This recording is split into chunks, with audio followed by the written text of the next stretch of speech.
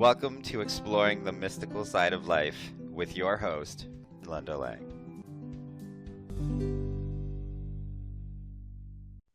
Hi, this is Linda Lang from ThoughtChange.com, and I'm here today with Aodaoin Hathaway. Aodaoin is a healer who works with dragon energy and the creator of Dancing with Dragons, Vibrational Essence. Welcome, Aodaoin. Thanks, Linda. It's lovely to be here today. So, mythical beasts like dragons really capture a lot of people's curiosity, especially in our youth. I'm kind of curious, first of all, when you became attracted to dragons and how you started to work with them. Well, I've always had a strong connection with dragons. You know, when I was small, I just found them fascinating. I used to see them. You know, I would talk about them all the time, but that wasn't something that was very socially acceptable at the time. So, you know how we learn to sort of censor those kind of aspects of our being. But I've always been aware of them as part of my support team or spirit guides, whatever we want to call that, you know, whatever is a comfortable sort of all-encompassing term for those beings that support us in other dimensions. But as for consciously, publicly working with them, that really has happened over the last 10 years or so. They used to come in pretty regularly during the healing sessions that I was doing.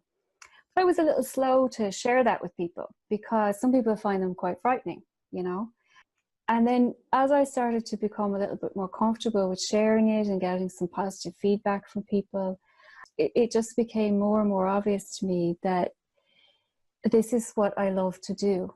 I love hanging out with the dragon energy. I love bringing it through my work and sharing it with other people so that it can support them.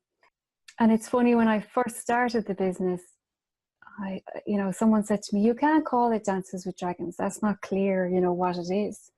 And I said, "But it is, because that's what I do. You know, that's me, Dances with Dragons." And just about bringing that magic back, you know, the magic that we often as little kids tend to put away or squash down as we get a bit older, to bring that back through and really have it as part of our lives, you know. That really makes me smile because that's one of my goals, is to help people see the magic in life again, because there's so much more available to us than what the, you know, logical mind or... Yeah, absolutely. And I feel that's become more and more part of the sort of common consciousness.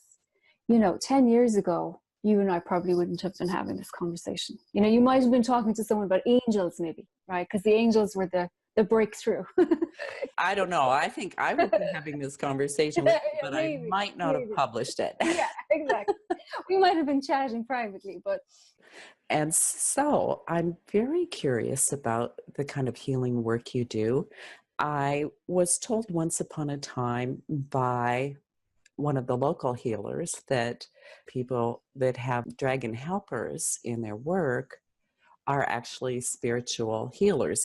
I actually have a dragon that cleans my healing room. So I'm really curious how you work with dragons. Maybe I could put my dragon to better.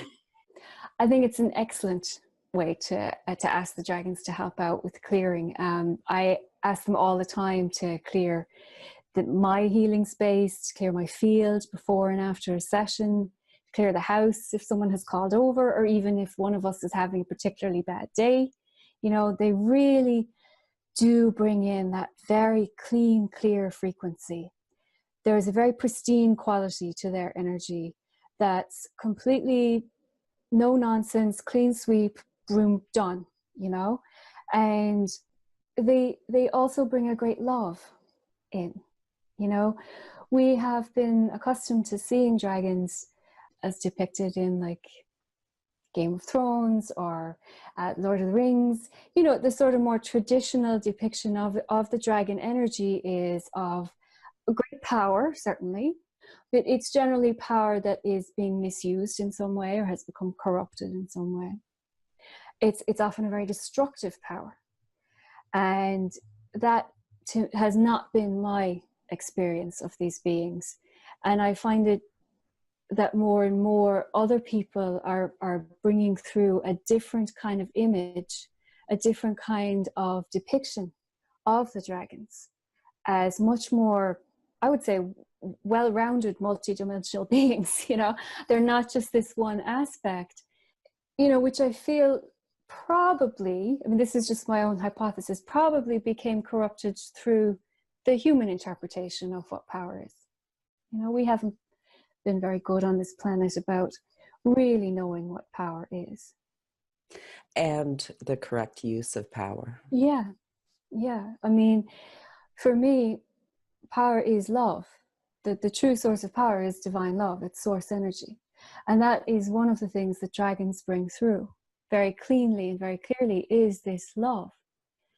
And they are very powerful. They're also very gentle a lot of the time. And some people can find their energy overwhelming, but that's generally the stuff that's coming up for release. It's not so much the dragon energy, it's what it's pushing out. But I would say 90% of people that I work with, especially for the first time, they're a little surprised, because maybe they're a little hesitant coming in with that they're going to get blasted, you know. And sometimes, yes, sometimes there's a pattern, not the person, but there's a pattern that needs to get blasted. But a lot of the time it really is just about this holding this space of love and of very gentle, fluid energy that can move very, very deeply. So, Aodaoin, I think you're probably the perfect person to actually bridge that world of dragon and human, because you have a very gentle spirit that can kind of balance out people's perception of really intense power. I'd like to know a little bit more about how you work with people, or perhaps even what kind of things you find really effective to work with dragon energy. I see a very wide range of people. It's just like with any healer, anyone that's coming to you wants to bring about a change in their lives, right? They're not coming because everything's hunky-dory. So what's very interesting to me is the different kinds of dragons that will come in to work with different people. And that can vary from session to session. You know, I have several long-term clients who have probably not worked with the same dragon, you know, over the course of several years of working with me. Because each time they come, they need something a little different, right? A lot of people are coming, which I find just inspiring, because they want to have more of this magic. They want to feel more of their own light in their lives, right? They want to stop separating out the spiritual from the rest of their lives, which to me makes total sense, right? Because we have been trained, we're trained to compartmentalize here on this planet, and in the collective, we're trained to compartmentalize work, home, spiritual. They're all one and the same. And if you can allow that fluidity, allow that magic to flow fluidly through all aspects of your life, then everything shifts, everything is different. You know, it's holding that light in your body, in your physical body, so that it can flow through your life. I think it's really important that everyone find their own way. It's part of knowing themselves and becoming the person they've come here to be. Exactly. And it is, you know, the tagline for Dances with Dragons is "Be the magic you came here to be." And that is something that comes through in every session or any dragon transmission that I'm doing, is this support. That's why the dragons are here. Dragons have been documented in every culture, right? They're like angels. They kind of go across the board. And they are multidimensional beings, but they also hold a great energy here on Earth. They work with the ley lines, that electromagnetic energy, working very closely with nature. So they really help us to, I don't love the word anchor, but to sort of bring through that light that we hold, to bring it through to the physical. So, do you think dragons, once upon a time, actually were physical beings here? Some of them were, yes, some of them were. But they always hold that multidimensional presence. Thank you. Yes.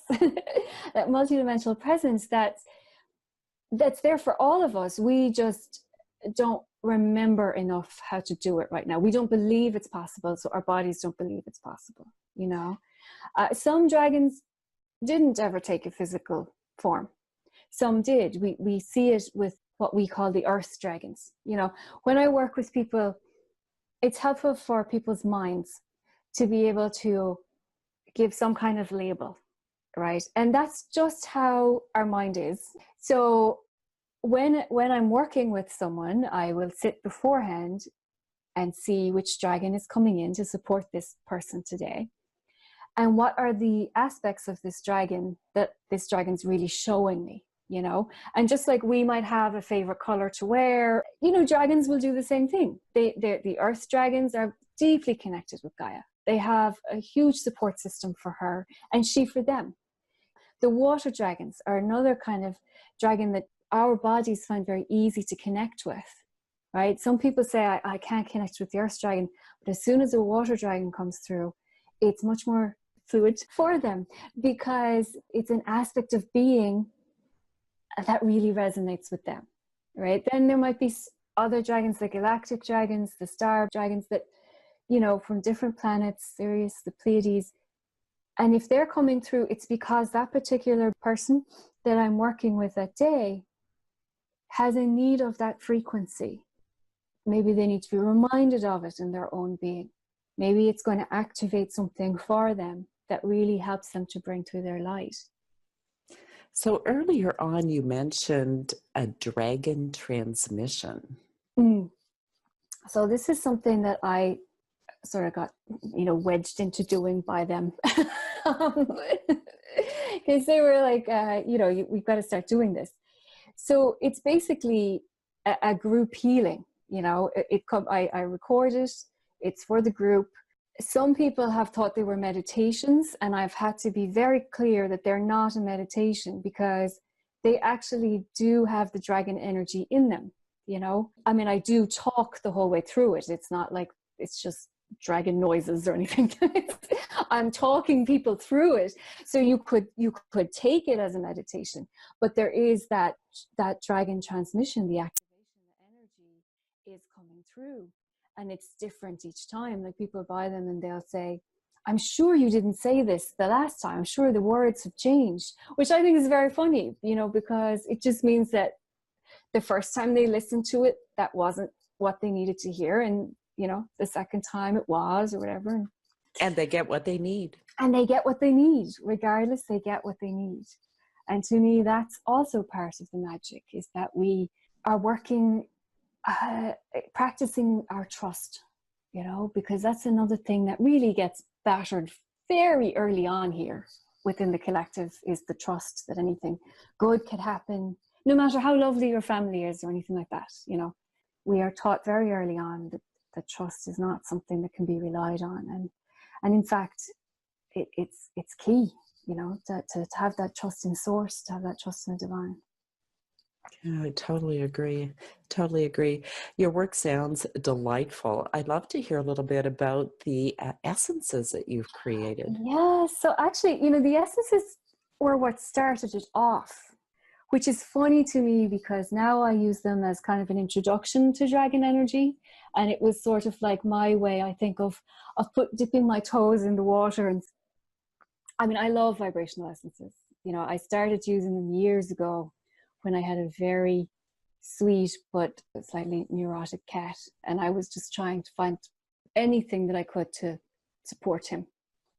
And the essences worked so well with him that I said, I'm going to try them myself. And, you know, but then I was hooked. So I've done a diploma with the wonderful Sarah Turner. She's just amazing. So I did her year diploma, and I had no intention of producing essences. It was going to be just for me. But several years later, here we are. So the dragon essences are a lot of fun. Most of them have been made at different sort of dragon spots. nearby here. You know, there's a couple of dragon portals that I will go to if I know that I'm going to make an essence. They're usually very specific about whether the essence is going to be a public one or whether it's just for me. And it's often at a fairly auspicious astrological alignment. They really work with the energies that can support us, you know. So a whole range has come in. Some are very gentle and soft, like the dragon peace. It's a lovely one to take before bed. You know, my little boy takes it if he's having a hard time letting go of the day. You know, I take it myself if I'm running through in my head what I need to get done the next day. I'll take the dragon peace. Dragon guardian is a very clearing one. If you're going out, you want a little bit of, you know, just a little extra shielding. Dragon flame is a very strong one for transformation. And I always say to people, you just take one drop of that one and see how you go. And dragon gold, which was the first one, really came in to support, you know, the sort of financial well-being, doing through something that you love. You know, so it really, they all bring this aspect of the magic to us and bringing in that balance to our own lives. Because if we're out of balance, things get very hard. You know, you fall into overwhelm very quickly when you're not in balance. So that's what I love about the essences, is that you can see day to day what ones are you picking. And I mean, this is true of any essence. This isn't just the Dances with Dragons range. I mean, if you're looking at any range of essences and you're seeing what you're sort of instinctively reaching for, you're seeing where you need that support. And it's a wonderful energy tool. I think they're amazing. Anyone can take them. You don't have to take them internally. You can apply them externally. You can put them in a spray. They're just as effective. And they work very deeply. You know, I think they're amazing. I really do. I find it fascinating to watch people around me when they take them and the kind of shifts that they have, because sometimes it can be subtle, and sometimes it's a little more difficult to notice the shift within yourself. But when you see the shift in other people, it helps to really confirm their potency. It does. And actually, Sarah had shared this lovely little method with us. So if you have a family of people, one essence might not be right for everybody, right? Everyone's got their own path. But you can have each member of the family put a drop of the essence that they choose into a bowl of water. And then you put that bowl of water like in the kitchen or the dining room or the living room, wherever the family's kind of all together. And it acts like kind of like an air conditioner type of thing for that room. And I was a little skeptical at the beginning. I was, even though I'm a wholehearted believer in essences, I was a bit skeptical. And then I thought, this is amazing. And it's fun, you know, because everyone gets to choose their essence. And it's nice. It's a nice way to do it. They're so versatile. And that's what I really love about them. And then the dragon, so I've also ended up doing bespoke essences for people. So someone will write and say, I'd like support with XYZ. Or sometimes they just say whatever the dragon wants to bring in. And then that's like a little mini healing. So the dragon comes through and we prepare the essence for this person. And then the dragon gives me a little message and I type that out and wrap it around the essence so that when the person gets it, it's sort of been infused with this message as well. And people seem to really like those too. It's another way of just working with that dragon energy. Aodaoin, for our listeners who are interested in dragon energy, or maybe there's someone who has always felt that kind of affiliation or connection with dragon and would like to bring some dragon energy into their life, do you have any suggestions of how they could start to work with dragon energy? Absolutely. The dragons are very, very open to working with people who come with an open heart and a respectful demeanor. I had one woman one time say to me, how do I get a dragon to do blah, blah, blah? And that was kind of the tone of her thing. Like, how do I get it to do? And I was like, I don't think you will with that attitude. They're a bit like cats, you know, you gotta, they're going to do their own thing. So it's coming from that place of that you're asking another being for help. Just like I might come to you and say, Linda, I need some help with this. I'm not coming to you aggressively or demandingly. I'm coming with an open heart and from a sincere place of my vibration saying, I need some support. So coming with that space, you know, if you can find, and I always say, you must find 5 minutes quiet time for yourself. It only has to be 5 minutes. But if you can't make 5 minutes for yourself, that's a big problem. And I've been that person. I've been the person who says, no, I couldn't possibly sit for 5 minutes right now. I have to do blah, blah, blah, blah, blah. But that's the first step, is saying, I'm going to sit quietly for 5 minutes and I'm going to ask for help. And I'm going to ask the dragon specifically for help. And they will come. They always, always will come. You know, you might not feel it strongly. It might not be what your mind thinks it's going to be, right? That's always a thing of like, well, I didn't see it. Well, you don't have to see it, but did you feel it? Did you feel love? Did you feel support? Did something make you cry so that you were releasing what needed to go? Then that was the dragon energy, you know, and they always come. And of course, dragons are winged beings, so Yeah. they bring us a higher perspective. They do. They do. And I mean, sometimes, you know, I have little arguments with them, but I'm like, I can't possibly do that today. I have to, you know, do this, that, and yeah, there's not enough time. Is it? They don't care. It's like, no, it needs to get done today. And this has been my exercising trust. And when I listen to that, it works, you know, and this is about that perspective that comes in, that maybe it's not what you want to hear, but it might be what you need to hear. Probably the biggest part of your healing work is actually listening and then responding appropriately to what you're directed to do. Yes, and during a session, it's very much guided by the dragons. People would say to me afterwards, oh, that was so, you know, great when you said blah, blah, blah. And I'll be like, oh, I don't remember saying that, but okay. Because it's holding that sacred space. You know, I'm any healer, right? You're not healing the person. You're holding that sacred space for them to do their work, right? And we have all benefited from that. We know what a difference it makes when someone says, just let me hold that space for you and you just do your work. You know, you just let it come through.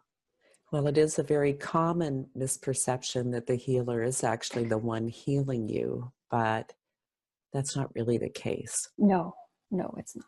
It's not. And even the dragons can't heal you. They'll bring in the frequencies for you, or any being, right? Will bring in source, will bring in the frequencies for you, but then you have to accept it and make the changes. And that's where a lot of people find it hard.